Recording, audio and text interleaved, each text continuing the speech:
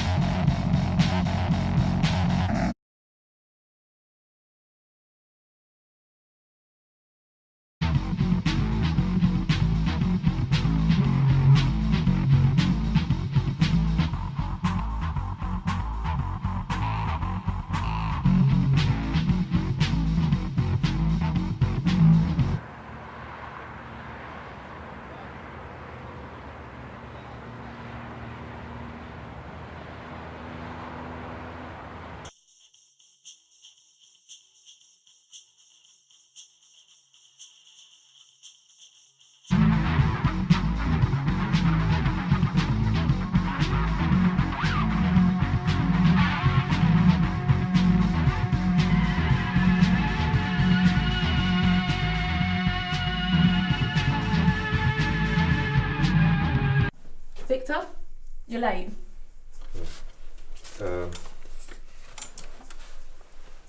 Sorry? I'm Eve. Oh, you're Eve. Oh yeah, I've heard about you. You took over after Grace Collins left, didn't you? That's right. Yeah, I like Grace. Would you like to follow me?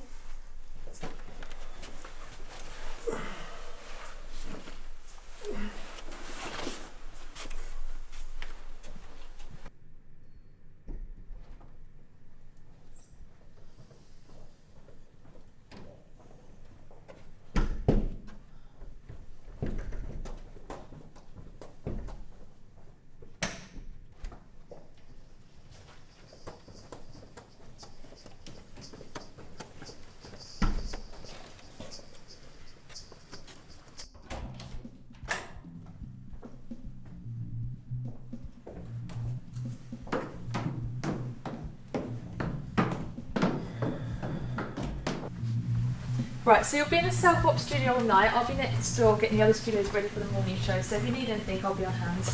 Who's playing now? Jerry's just finishing up, but you don't need to worry, his last track's automated, and then we'll be going straight into Joe Magic's opening. I've covered before. I don't know if you were told, but Grace let me introduce myself before Joe's opening last time, so... Well, Joe wants to keep it the same, so then you introduce yourself afterwards and explain that you're covering. That doesn't make sense. I mean, that seems off. Well, it's the way it's got to be done. But I'll tell Joe and Mr. Santa. I'll make a note of it. Right, if you wait here, I'll be 2 secs. This is bollocks.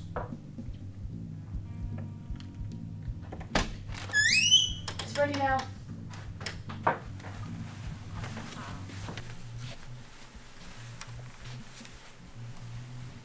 So this is where Joe Magic works, is it? No, Joe's always in Studio 1, but as he's not here, I thought I'd get that ready while you cover, so it's worked out pretty well. Yeah, great. So I don't know if Mr. Santa's told you what to do. Look, Eve, I've done the show before, and last time Grace let me go in Studio 1. So. Okay, well, some chat with callers, anecdotes, whatever you want really, as long as they're within the guidelines which are here. Have you met Joe? Yeah.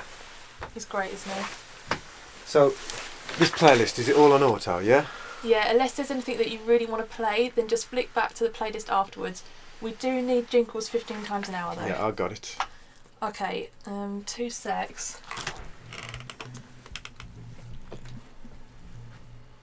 Joe, fucking magic.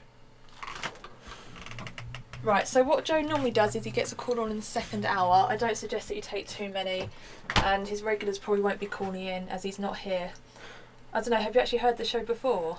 Yeah, I've heard the show before, done the show before. I'm good. Joe's brilliant though, isn't he? He really bounces off really well with the listeners. So you and Joe, you're fucking each other, yeah? I'm just telling you what Joe said. Joe's not here. I am. I'll leave you to it. That'd be lovely.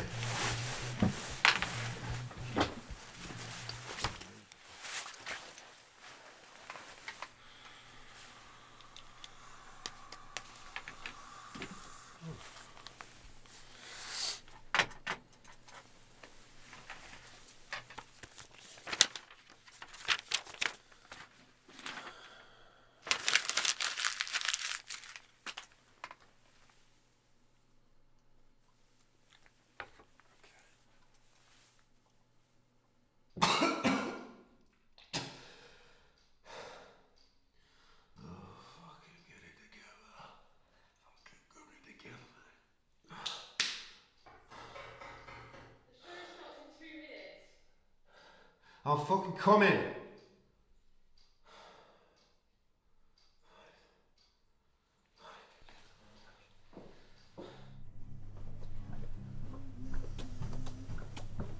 Right, I'll be in here. If you need anything, you're going to have to come round because the intercom's been broken all week. Joe might be listening. How long have you two been together then? We're not together. Come off it. Joe has a girlfriend. Well, that means fuck all. Have you ever had sex down there? Come on. I have. In that control room right there. Why are you being such a prick? Joe fucking Magic, who everyone around here thinks is so fucking fantastic, he's stuck on a graveyard shift with a handful of listeners all night fucking long. He's not stuck on it. He chooses it because of the type of music that he plays and the type of chat that he does. And considering that you're only covering for him, what does that make you? Well, I might be on the bottom of the fucking pile, but at least I don't put women in hospital. What does that mean? Why do you think Grace left? You broke her arm. That's not true. You didn't see it. You didn't see her arm. I've only met Grace once. I'm not saying he did it on purpose, but they got in a fight and he fractured her radius. They've been fucking each other for about a year. They get high, get drunk and fight. Another time, he shoved her fucking hand right through the window, cut it from the finger to the wrist. I don't care if you don't believe me. I'm just answering your stupid fucking question why you think I'm a prick. Well, I'm a prick for all kinds of fucking reasons. But at least I don't cause women to have fucking surgery, so how much of a fucking prick am I really, eh? I think you had something with Grace. You either liked her or you had something with her. But when I met her, she seemed really pretty and really cool, so I'm kind of thinking it's unlikely.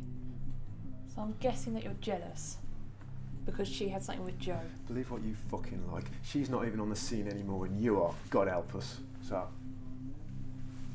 You're on air. Good evening, good night, good morning, or however else you refer to this hour. I'm Victor Lane, and I'm standing in for the Magic Man tonight, right through till 6 a.m. Oh yeah. Now Joe is ill, and he's in no fit state to do the show, but I've been told to communicate that he wishes you all the best and that he hopes to be back real soon. Anyway, enough of all that. I think it's about time to get this show moving.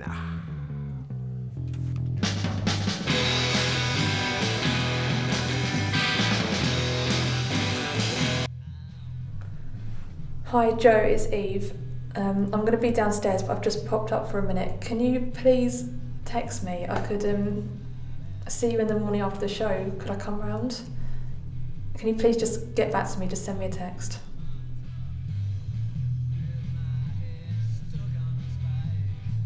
This is Victor Lane with you all night long till the sun comes up on Breakthrough FM. Now, girls, if you're suspicious of your man, you may have a good reason to be.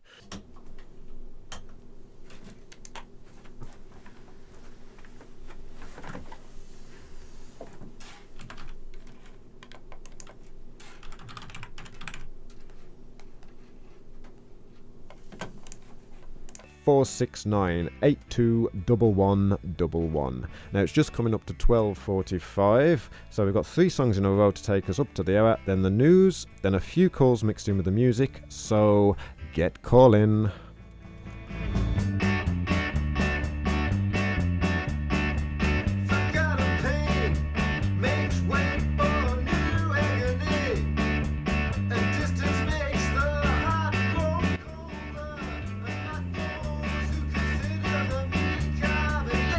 International with a Bad Priest. Now we have our first call on the line. Hello, who's speaking? Hi. Hello? Hello, and who's that? This is Sally. Hello, Sally. And what are you doing up at this hour? Listening to you. Well, of course. We wanted to know what was wrong with Joe tonight. What was wrong with him? Yeah, it was vague. I mean, what's wrong with him? Well, my guess would be quite a lot. Only joking. I have absolutely no idea, Sally. They don't tell me anything around here. Probably best not to speculate then. Absolutely. So, what did you mean by we? Sorry? You said we were wondering. Who else is there? Oh, there's my friend Abby. Put her on the line. She's shaking her head. I think she's shy. Ah, what a shame. So it's just the two of you up together, is it? No, our boyfriends are here as well. Ah, well, enjoy the rest of the show.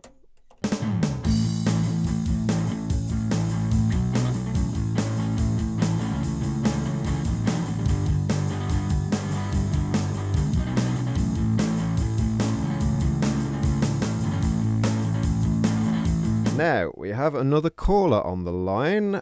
Hello, who's there? This is Eugene. Well, hello, Eugene. Now, the last caller wandered into the area of free speech. They said there should be limits to what you can or cannot say publicly. Where do you stand on this topic? I want to talk about you. If that's okay. Well, you don't want to talk about me. You want to talk through me. That's the way it works. I'm here for you guys. So, what did you want to say? I think your surname isn't Lane. I think it is Garrett.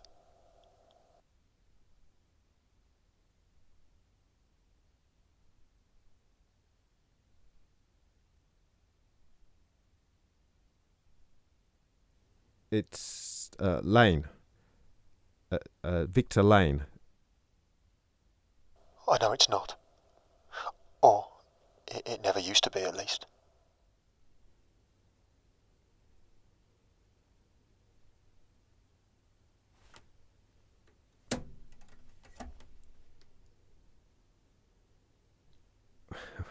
Well, that was weird.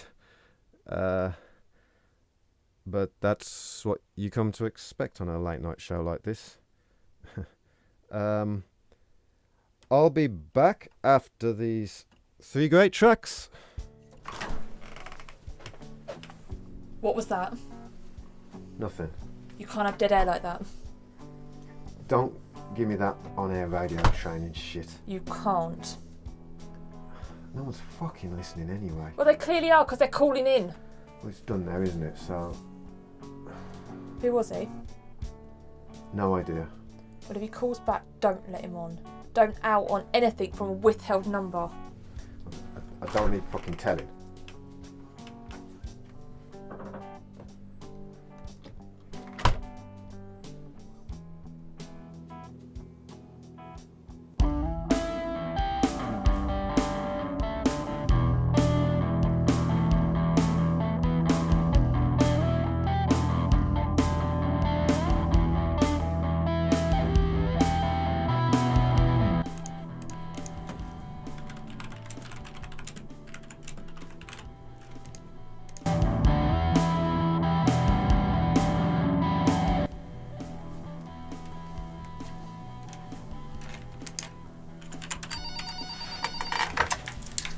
It's Eve. Who is it? Okay, put him through. Hello, Eve Harding speaking. I don't know who he is. Well, he says that you do. And he says he's going to keep calling until you speak to him. Just fucking get rid of him and get on with your job.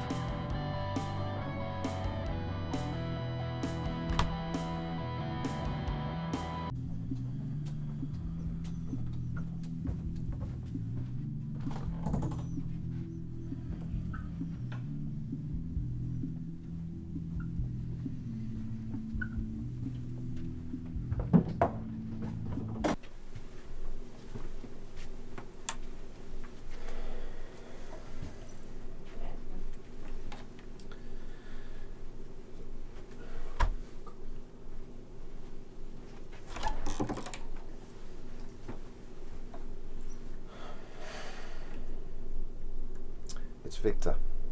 I'm sorry, Victor. I know it's going to be a shock. Who is this? You know, don't you? I think so. What do you want? It's been 25 years. And I can't really take this anymore. I just want to talk to you before I go. Go where? I've reached the end, Victor. You know what I mean? What do you want from me? I just want to discuss what happened before it's over. Okay. No problem. Just give me your number and then... I want to do it on the air. That's ridiculous. I want people to know what happened.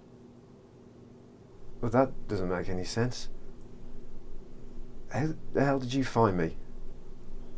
I've been following your life, your career. Tonight you were back on, and I thought I'd take my chance. Look, just give me your number, or I'll give you mine now, and then we can meet after the show. Go out for breakfast, okay? Why do you want to meet me? Do you want to talk about what happened? How many people know what happened to us? None. You never discussed it with anyone? No. And you want to discuss it with me? Yeah. I'll call the show in 10 minutes. No, not like that. Why? Why'd you fucking think? It's not your decision about where our conversation takes place. Only if it does. You owe me, Victor. You abandoned me. I did not. It felt like it to me. Look, I'm sorry, okay? I'm sorry, but I can't put you on the air. I've found one of them. What? I've found one of the men who ruined our lives. I know who he is, and I know where he is. How? But what do you expect me to do with that information? You can tell the police. You can do all sorts of things with that information. You can do what you want with him. Put me on the radio and I'll tell you everything. I'll tell you his name and address. After all these years, I know who he is. I can't. It's the only way you'll ever know. It's against every rule, every regulation. You can't I'm just... calling in 10 minutes. It's your choice if you put me on. It's the last time you'll hear from me.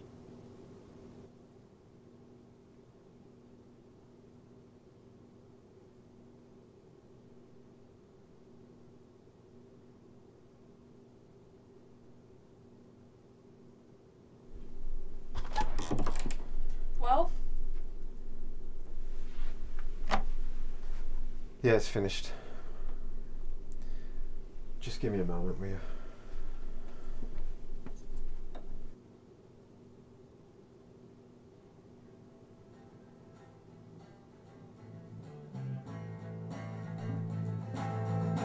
Don't you tell me so too much. Don't you tell me you've had enough. Maybe mommy didn't care. Maybe daddy just wasn't bullets overhead, flying all around. They can't be far away. Any day above ground is a good day.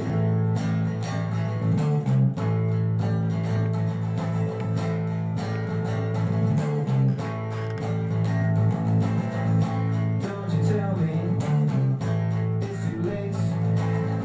You cannot give what you didn't take. Maybe daddy wasn't there enough. Maybe mommy just couldn't love. Well, it's overhead. They're flying all around. They can't be far away. Any day above ground is a good day.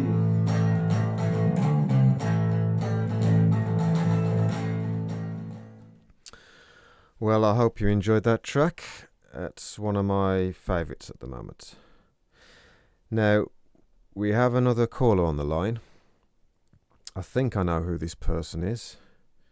He's calling himself Eugene. And that's not his real name. But this is the entertainment business, or some version of it anyway. And we don't use our real names. Anyway, I've invited him on the show because I think he'll make a great guest with an interesting tale to tell. So, Eugene, you are live on Breakthrough. Hello, Victor. Thanks for having me on the show. My pleasure. I wouldn't have it any other way. Now, perhaps you'd like to begin by making your announcement. What announcement was that? The information you said you had. I'll wait until the end to announce that. Well, that was sort of the point of having you on, wasn't it? Part of it was. Victor! Victor! Cut him off! Victor! Victor, open the door!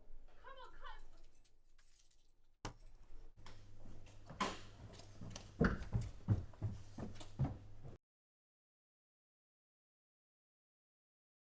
What the hell do you think you're doing? Just open the door! Victor, are you listening? Well, if you're not going to tell us what you promised, what are you going to do? I just want to tell you all a story. It's about what happened to me.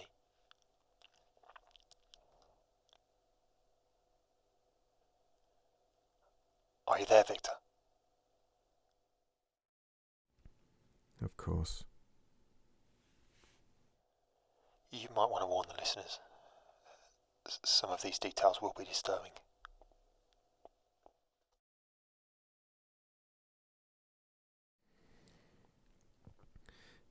Eugene's right. If you're listening, this might be horrific. If you're sensitive, you might want to just switch off and go and do something else.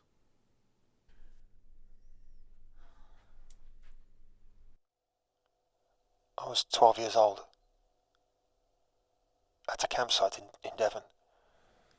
On summer holidays with my parents.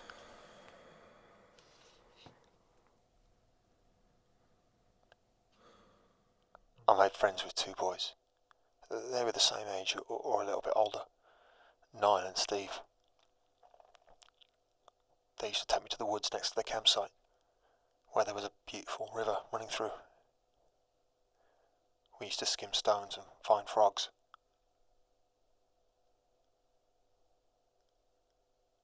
Are you there, Victor? The airways are all yours. And one day, they took me too far into the woods. I worried that we were going too far out, and that it would take too long to get back, and that Mum and Dad would be annoyed and angry with me.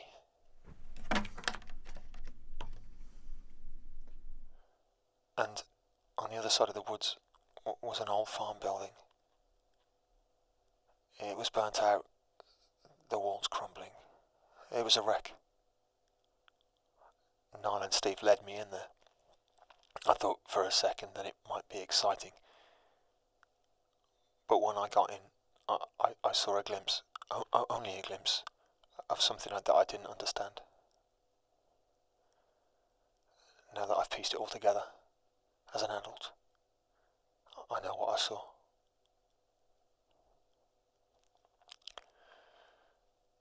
I saw a boy about the same age as me, bent over a stack of tyres. An older man held his arms. Two of the men stood behind him. Niall and Steve took me by the arms and pushed me against a wall. A bag was put over my head. I don't need to describe the terror. In some ways I don't even remember being very scared. The fear came days later, when it was all over and I was physically safe. I just remember being confused. And that was the most horrifying thing. Confusion is worse than certainty. And from there I heard all the action. I heard all the grunting. I heard all the quiet exchanges of conversation between the older men. I could tell they were a lot older. At that age, it seemed that they were ancient. They might have only been in their 20s or 30s. The only noise that was loud was the boy stretched out over the tyres.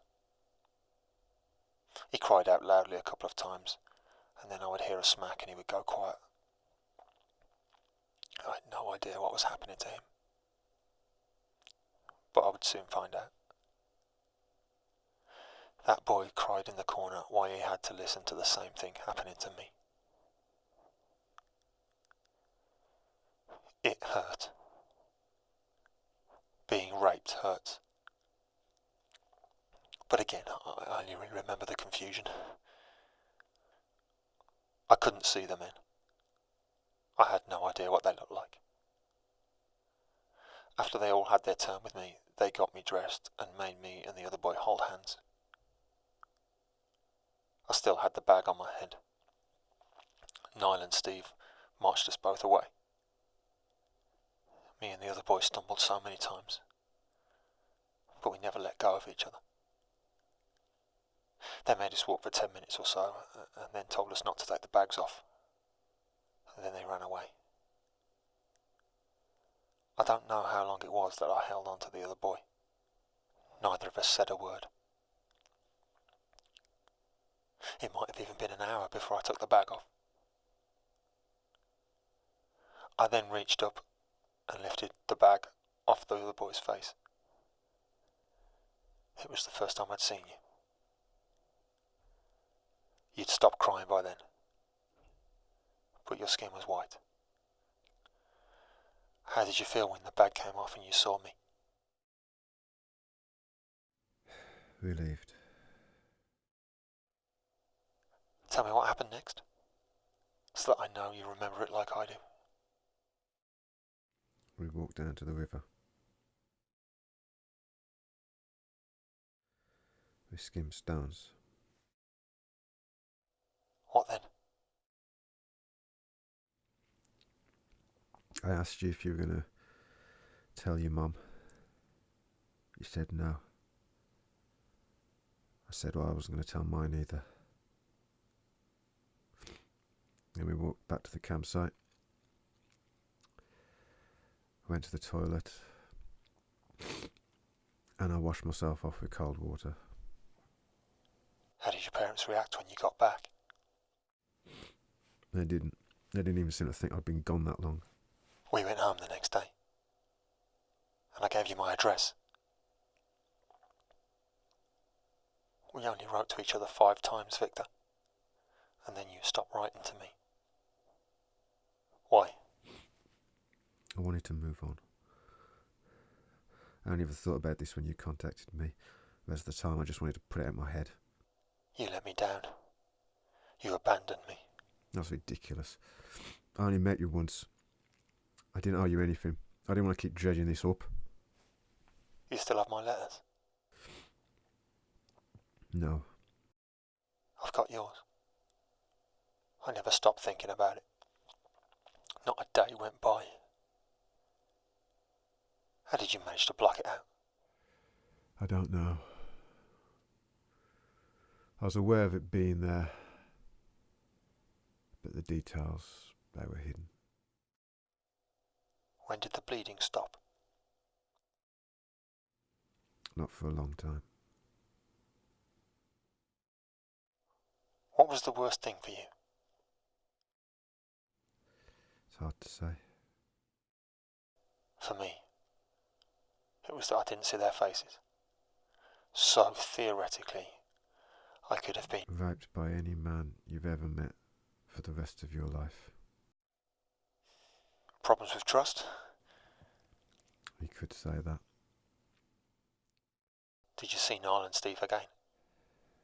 No. I was only there for 10 more days and then we carried on as normal. You ever wonder why they picked us? Bad things are drawn to good things. Bad people to good people.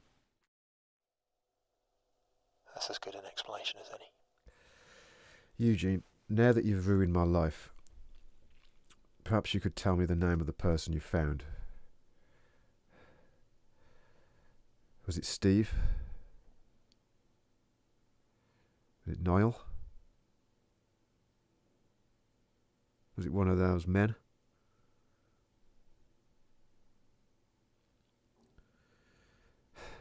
Look, you don't have to tell me on air. I'm sorry, Victor. I lied about that. Why? I just wanted to get all this out before it was too late. I trusted you. Yeah, well, you should have kept in touch. I had no reason to. We have no connection. I'm not calling on a contract phone, so you won't find me. Goodbye, Victor Garrett.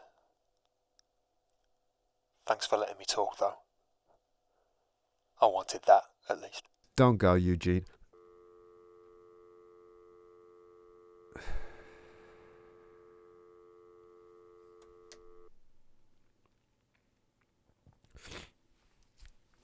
Well, listeners, for those of you still awake,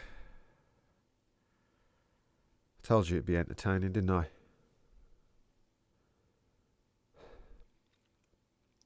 Don't think we're going to be taking any more calls tonight. Some more music, I think.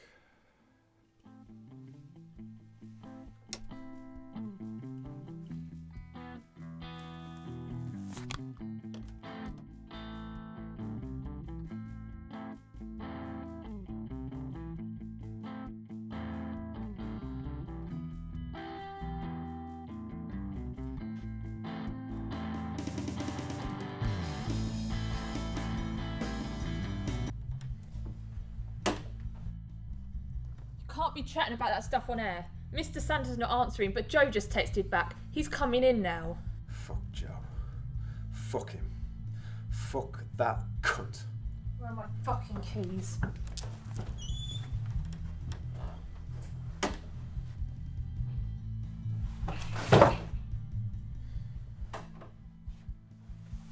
Don't go anywhere. You've got to sign out. You need to wait for Joe and Santa to get here.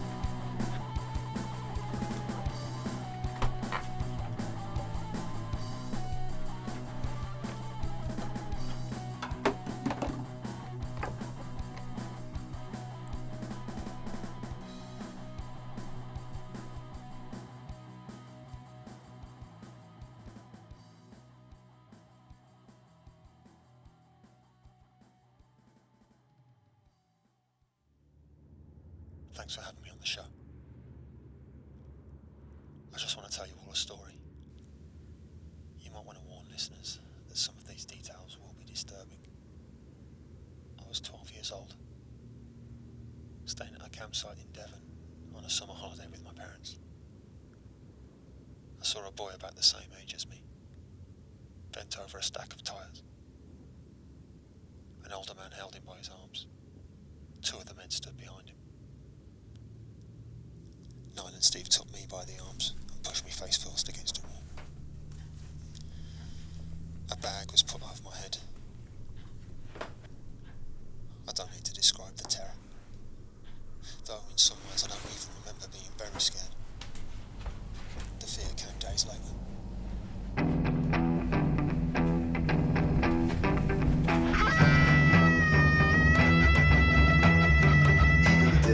That boy cried in the corner while he had to listen to the same thing happening to me. It hurt. Being raped hurts. I couldn't see the men. I had no idea what they looked like. They were anonymous. After they all had their turn with me, they got me dressed and made me and the other boy hold hands. I still had the bag on my head.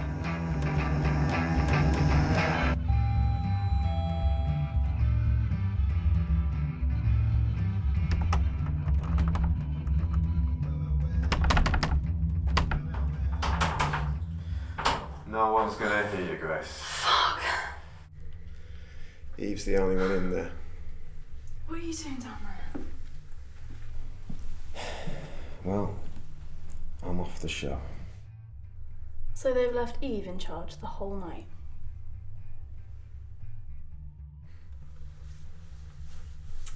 I heard the show. Good, was it? Interesting. So, that all happened to you? Yeah. I'm sorry. Look, why are you here? I came to see you. I'm concerned. All of a sudden? Because of what happened. I've come back with me. Sleep at mine. Where are you gonna be? Where do you think? Next to you. And what are we gonna do? We can talk. About what? About what happened. About what happened tonight? Or what happened 25 years ago? The latter. The latter. You mean you want to know what they did to me? How I felt? How shameful this whole thing was?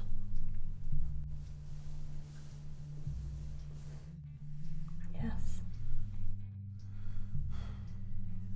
No, thanks.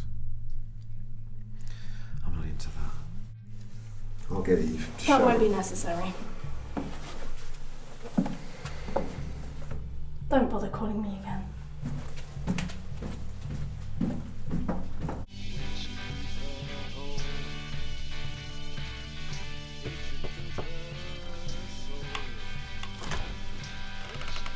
What? We've had a visitor you might want to talk to.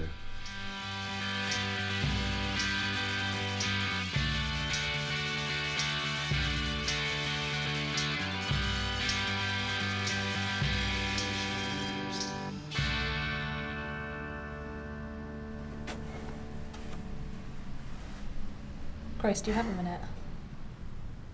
Eve? You did a great job producing tonight. Well done. Can I ask you a question about Joe? No. Fuck off. Victor said he hurt you. Did he? Yeah. What else did he say? Get it all out. My taxi will be 5 minutes, so hope it's not a long list. How long were you two together for? Is that the most pressing question you want to ask? Victor said he broke your arm.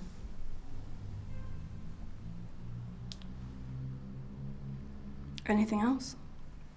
That you forced your hand through a window, that you got cut, that Joe put you in hospital. Well, listen.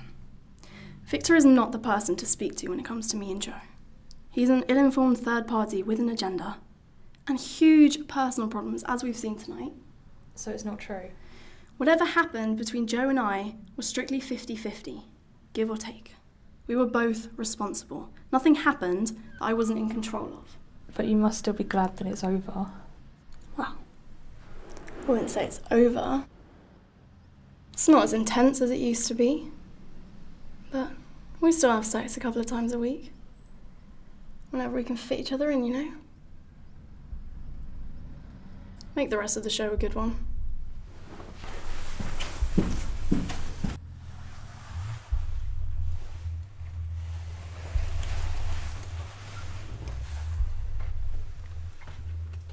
Where are you going now? No offence, but I'm not waiting for that cunt Joe to show his face. I'm finished here. I think we both know that. I was finished a long time ago, in all truth. My age, no regular slot.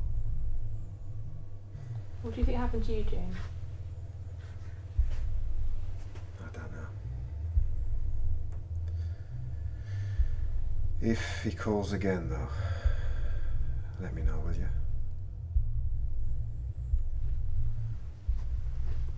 Wait.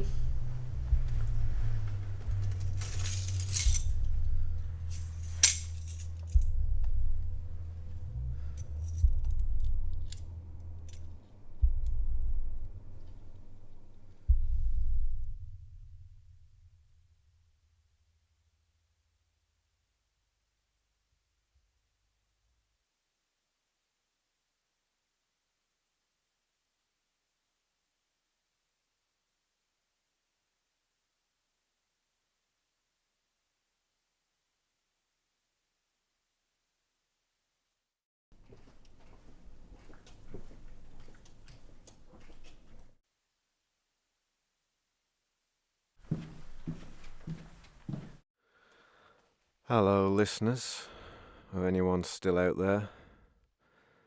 This is Victor Lane, still standing in for Joe Magic, not a popular man around here. And this will be the last broadcast of my stumbling, faltering, entirely worthless career. I won't be very long, but I know this is the only chance I have to say something, so I was going to apologise to Santa for letting him down, to Joe, and to Eugene. But the truth is, I ain't sorry. Not for anything that I've ever done or said. So, the only thing left to say is